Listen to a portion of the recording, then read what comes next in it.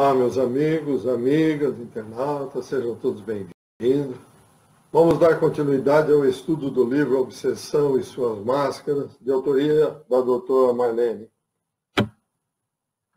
Hoje vamos falar um pouquinho da parte 2 do livro, Matéria Mental, que consta lá nas bases de operação do pensamento, capítulo 2. Bom, matéria mental. Para que nós possamos entender, pensar é criar. E toda criação tem vida e movimento, ainda que ligeiros, impondo responsabilidade à consciência que se manifesta. E como vida e pensamento se vinculam aos princípios de permuta de troca, é indispensável analisar o que damos, a fim de ajuizar quanto àquilo que devamos receber. Isso consta nas palavras de André Luiz, nos domínios da mediunidade, no livro Nos Domínios da Mediunidade, estudo sobre o pensamento. Nossos pensamentos, continua André, geram nossos atos, e nossos atos geram pensamentos nos outros. O que equivale a dizer? Onde há pensamento, há correntes mentais. E onde há correntes mentais, existe associação. E toda a associação é interdependência e influenciação recíproca. Isso está nos domínios da mediunidade, no livro, como nós dissemos. Portanto, devemos considerar que são conceitos de fundamental importância no estudo da mediunidade e da obsessão. Por quê? Porque todo processo de intercâmbio baseia-se nos alicerces da mente e seu prodigioso campo de radiações. A mente humana, diz Emmanuel no livro Pensamento e Vida, a mente humana é um espelho de luz, emitindo raios, mas também assimilando-os. São esses raios ou radiações a fonte de treva ou de luz, felicidade ou desventura, céu ou inferno, onde quer que o espírito esteja. Com os espíritos superiores, nós vamos aprender a ver o universo como um todo de forças dinâmicas expressando o pensamento do Criador. Portanto, o que se percebe é que há uma nota, uma sinfonia do universo na qual nós estamos inseridos. Então, estas forças dinâmicas estão aqui e nós procuramos superpor-se a essa grandeza. E nesta superposição, nós vamos encontrar a matéria mental que nos é própria, conforme consta no livro Mecanismo da Mediunidade. É através da matéria mental que plasmamos as criações temporárias que somos capazes de realizar, segundo o processo espiritual alcançado. Fluido cósmico, meus amigos, para nós entendermos, amigas e internautas, ou plasma divino, base mantenedora de todas as associações da forma em todos os escaninhos do cosmos. Então, ressalta André Luiz nos Mecanismos da Mediunidade que nos fundamentos da criação vibra o pensamento imensurável do Criador. E sobre esse plasma divino vibra o pensamento mensurável da criatura, a constituir-se no vasto oceano de força mental em que os poderes do espírito se manifestam. Portanto, o pensamento é o alicerce vivo de todas as realizações no plano físico e extrafísico. André Luiz, continuando no livro Nos Mecanismos da Mediunidade, diz que no além é possível catalogar os raios super-ultra curtos, em que se exprimem as legiões evangélicas, através de processos ainda inacessíveis às nossas observações.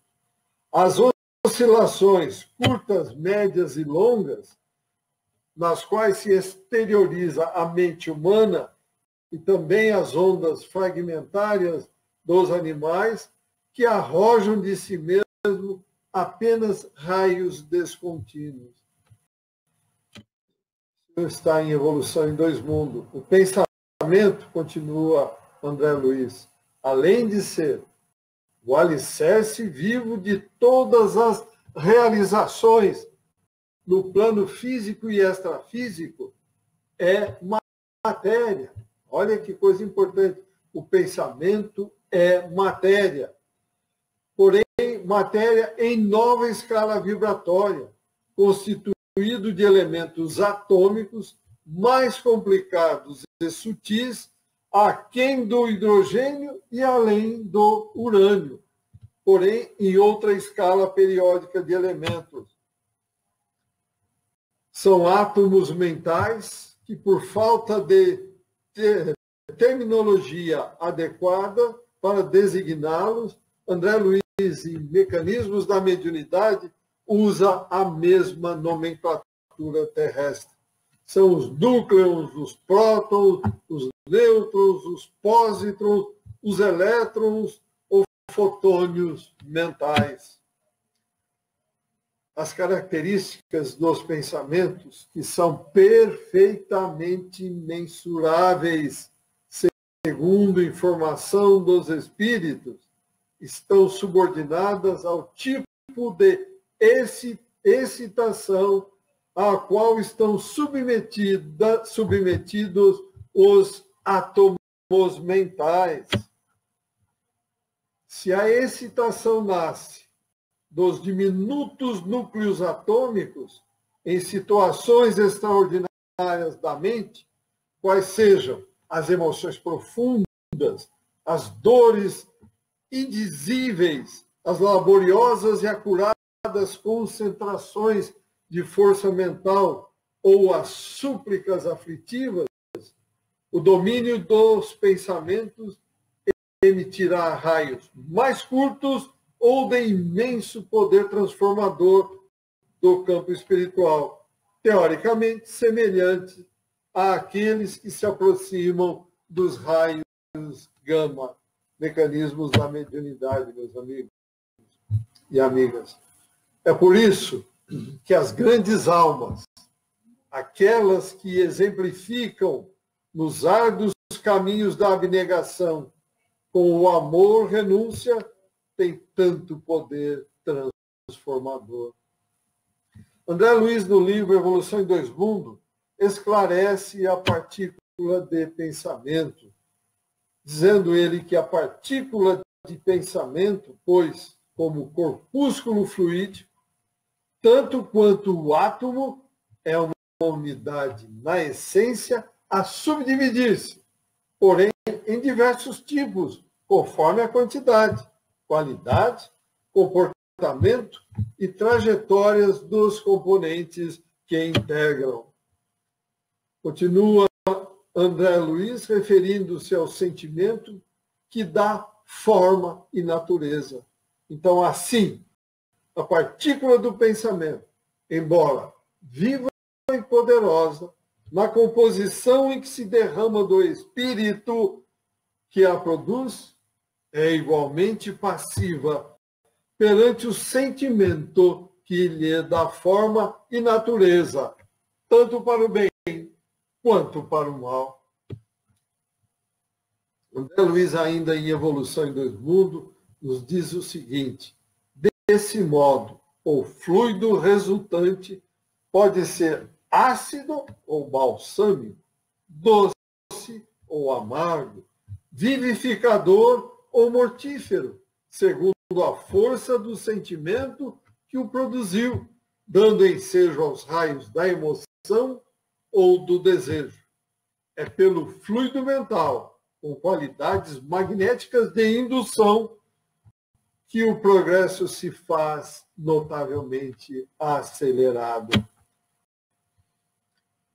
Podemos, então, eletrizar um corpo ou carregá-lo de elétrons, aproximando ou mergulhando num campo elétrico ou num campo magnético. A isso chamamos indução. André Luiz, nos mecanismos da mediunidade, nos diz o seguinte, sobre a indução mental. A corrente de partículas mentais exterioriza-se de cada espírito com qualidade de indução mental, tanto maior quanto mais amplos se lhe evidenciem a concentração e o teor de persistência no rumo dos objetivos que demande. Então vejam, meus amigos, o que é que estamos fazendo com a nossa indução mental, minhas amigas e internautas? Estamos cuidando, orando e vigiando, conforme ensinou o mestre, ou simplesmente deixando as coisas passarem, ficando como está, para ver como é que fica? Sabemos que todo corpo que possua propriedades eletromagnéticas pode transmiti-las a outro corpo sem contato visível. Essa qualidade intrínseca também funciona no caso da corrente mental, de vez que ela é capaz de produzir suas próprias peculiaridades em outra corrente mental que lhe sintonize. Conjugação de ondas existe enquanto perdurar a sustentação do fluxo energético, mecanismos da mediunidade.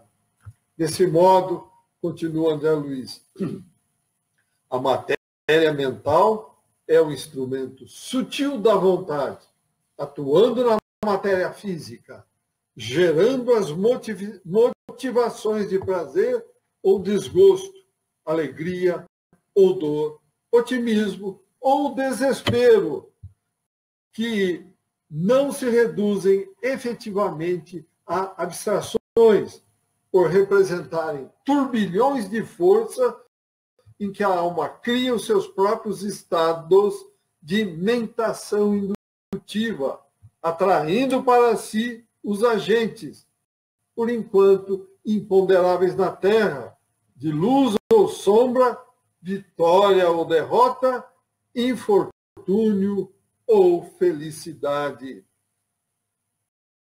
Ou felicidade, depende de cada um de nós.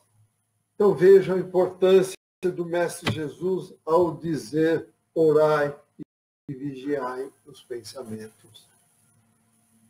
A importância da indução mental é muito grande, meus amigos, amigas, internautas, porque através dessa propriedade influímos sobre os outros espíritos. Mas da mesma forma que influímos, deles recebemos influências. Por isso mesmo, a escolha de nossos objetivos na existência tem fundamental importância. Não podemos esquecer que todo alvo de nossa atenção se converte em fator indutivo, compelindo-nos a emitir os valores do pensamento contínuo. De que forma? Na direção em que se nos fixe a ideia, direção essa na qual encontramos os princípios combináveis com os nossos. Razão, porque automaticamente estamos ligados em espírito com todos os encarnados e também com os desencarnados, que pensam como pensamos, tão mais estreitamente, com mais estreita a distância entre nós e eles. Isto é, quanto mais intimamente estejamos conjugando a atmosfera mental uns dos outros, independentemente de fatores espaciais. Essa propriedade intrínseca da alma explica a assertiva de Kardec de que a faculdade mediúnica é inerente ao homem, não é privilégio exclusivo. André Luiz afirma que a mediunidade é um dom inerente a todos os seres, como a faculdade de respirar. A questão 459 do Livro dos Espíritos salienta aspectos dessa capacidade de influenciação da corrente mental, ao afirmar que existe uma influência constante e decisiva dos desencarnados sobre os encarnados, a tal ponto que vivemos em condomínio. A influência dos espíritos é de todos os instantes e mesmo aqueles que não creem neles estão sujeitos a sofrê-la. O Livro dos Médiuns, capítulo 23. Então, meus amigos, amigas, internautas, é muito importante sabermos para onde está direcionada a nossa ideia. Quando mantemos uma conversação, fazemos uma leitura, uma visita, contemplamos um quadro, um espetáculo artístico, damos um conselho ou emitimos uma opinião, estamos por essa propriedade indutiva influenciando os outros espíritos, tanto encarnados quanto desencarnados, e como já foi dito, e deles também recebendo influência. Existem pessoas que minimizam a influência do livro, da TV, do cinema e dos meios de comunicação em geral sobre as almas humanas. Um estudo mais pormenorizado do pensamento como patrimônio do espírito poderia alertar os comunicadores quanto ao alto poder indutivo das formas pensamento e, portanto, da matéria-prima que manipulam no dia a dia. Talvez a violência gratuita, o sexo irresponsável, a ociosidade danosa e outros temas destrutivos da felicidade espiritual deixassem de ser ressaltados com tanta ênfase nos meios de comunicação. Então, esse estudo é importantíssimo. Então, com esta atitude, abrir-se-ão caminhos novos para a veiculação de outras ideias tipo construtoras do bem-estar duradouro. As formas pensamentos têm alto poder indutivo, cujo potencial ainda é desconhecido por nós. Na continuidade desses estudos, será analisada a situação negativa em que se encontra um escritor no mundo espiritual por ter difundido ideias incompatíveis com as leis divinas. A evolução é assim mesmo, faz-se lenta e gradativamente. Até descobrirmos o potencial de nossa mente, muitos séculos rolarão no calendário terrestre. Por isso, o caminho é o da paciência conosco e com os nossos irmãos da humanidade. O tempo não passa em vão. Muito obrigado, amigos. Espero ter correspondido às expectativas dos senhores. Se tiverem alguma dúvida, alguma pergunta, estou à disposição.